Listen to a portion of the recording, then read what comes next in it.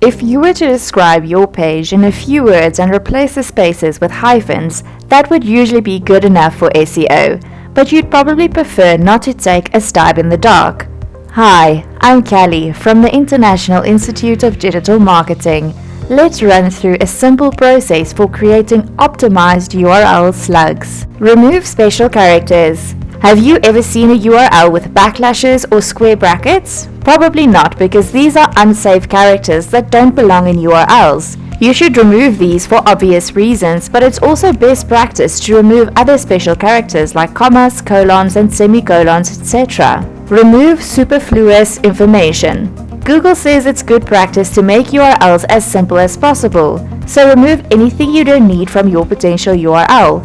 Note that you'll have to use common sense for this part.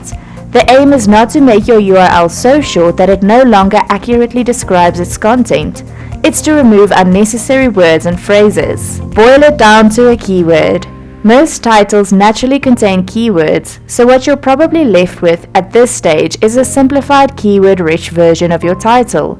This can lead to long URLs that get truncated in search results. The additional context can also be an issue should you ever want to update the page. So the next step is to find the keyword that represents the most popular way people search for your page's topic. Make it lowercase. Most web servers treat lower and uppercase URLs the same, but this isn't always the case.